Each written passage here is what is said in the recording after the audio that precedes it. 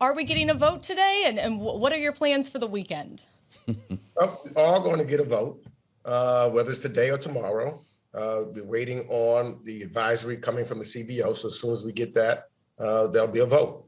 And my plans for the weekend actually is going to be quite ambitious because I have to actually I'm flying to Pakistan to deal with some international issues as it relates to Afghanistan and some other things that are important to the United States in our relationships. So no plans for weekend votes then? That's some confidence. Nope, we're going to get it done before the weekend.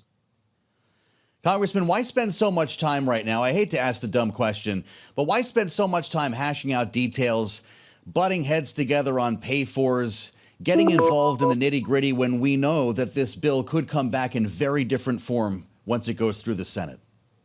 Look, we've got a job to do on the House side. And so that's what you're going to see. We're going to pass a bill that we know builds back America better. And it's the president's agenda. He talked about it when he ran. It's what the American people want. And so we're going to do just that.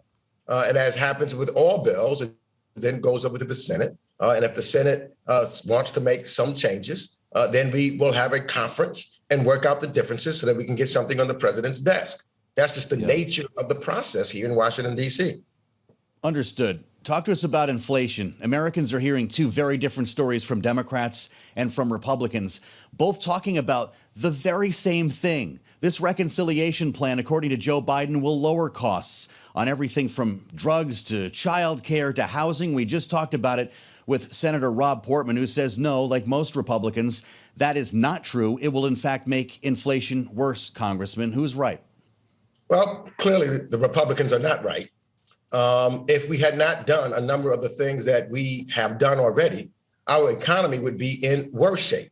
This, number one, is a pandemic economy, and it's not only affecting the United States of America, it's affecting us around the world. As you said, I'm the chair of the Foreign Affairs Committee. I recently was over in Europe, and the inflation rate there is probably worse, and their economy is worse than what we're going through right now because they were not able to do the things that we've done, like the American Rescue Plan, and now like Build Back Better and the 1.2 bipartisan bill, infrastructure bill, because we put those in place. But understand where we are. It is, as I said, a pandemic economy where individuals did not go to work, could not go to work for safety. They stayed home. But what happened was they saved money and they were buying things. But the people at the ports and the global supply chain came to a halt because all over the world, nobody was working. So it caused a huge backlog. And now supply has to meet the demand.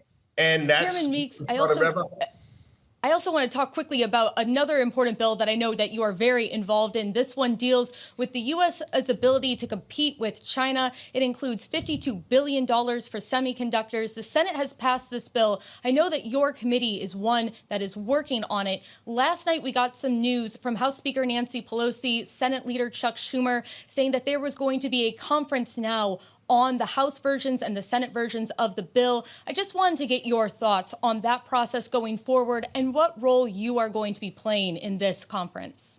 Well, I'm going to play a big role, and I thank the Speaker for moving forward. We're going to pass the EAGLE Act, Ensuring American Diplomacy and Engagement Act, that will have a number of items in there that's not in the Senate's bill that we believe is tremendously important. And so when we go to conference, again, as we talked about before, to work out the differences between the two bills, I will play a very prominent role at the table negotiating for what I know is important to include in that bill to make sure that we're competing with China. For example, climate. You know, I just came back from Glasgow. And we need to make sure that we put and have the same rules in that regards to save this planet. Also to try to make sure that a number of the undeveloped countries get the resources that they need so that some of these island nations could be gone. So I'm going to play a big and an important role to make sure that I'm voicing the opinions of the House and the people of the United States. These are issues that are very important to them. And Chairman, what's the timeline here? When does the House and the Senate, when are they going to start meeting? When do you guys need to wrap something up and get something on President Biden's desk by? Well, I think that the conversations are starting now. I hope that we pass our bill sometime after the Thanksgiving break. And then conference can start. We want to get something done sooner rather than later. I would hope that we can get something done either before the end of the year or or early in the next year. But the process is starting to move right now. Congressman, when will Democrats handle the debt ceiling? That's also coming up. Or will you drive this up to the cliff again in hopes that Republicans will join you? Well, I know that on the House, we're going to get it done here.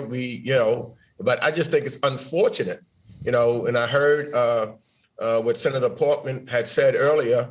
Why would the Republicans want to threaten this good standing, the credit of the United States of America? This has always been a bipartisan bill. I voted for it when the Republicans had control of the House, the Senate, and the presidency, because I understand that some things are bigger than politics. So why play politics with the debt and the credit of the United States of America, which could cause, just the threat of it causes us to have insecurity in our economy all over the world. But if you take them at their word, Congressman, why not just take care of it now? Democrats could have done this over the summer. We would be talking about the Biden economic agenda instead of the debt ceiling again. Well, because we, want to do, and we should be showing the American people, as we did with the infrastructure bill, that we could do things in a bipartisan way. And so we've been trying to work together. But when you have, if we're gonna have to now do it ourselves, you generally have the filibuster that the Republicans generally put up. So we'll do what we have to do. But I just think it's bad for the American people. It's bad for the global economy and our economy when people don't have the confidence that we can do things in a bipartisan way. And the Republicans clearly showing that they know, Portman said, we can't default. Well, if we can't default, you understand that, then let's vote to make sure that we don't default. Fact of the matter is, most of the debt that we're talking about is Trump's debt from the tax cuts and the things that they did during the Trump administration. So the Republicans very well should be a part of this bill to say that we're not going to default. Chairman, we've already talked about the social welfare plan. We've talked about the debt limit. One thing that we haven't talked about is government funding. That's going to run out December 3rd. What is the timeline right now to make sure the government's funded into next year? Well, there's an active conversation and discussions that's taking place right now. Unfortunately, again, the process always, I've been here for over 20 years. And oftentimes it always goes down to the last 2 to 3 days, and then we get something done. It's just like baking a cake. So I know it would make it or seem easier if we did it much earlier, but that's just the way it has worked for the last 20 years. But we do get the job done. Whether it's the budget or a continuing resolution, if we have to do that. We got to look at what's happening with the overall economy and things of that nature. But we're going to do something before the deadline.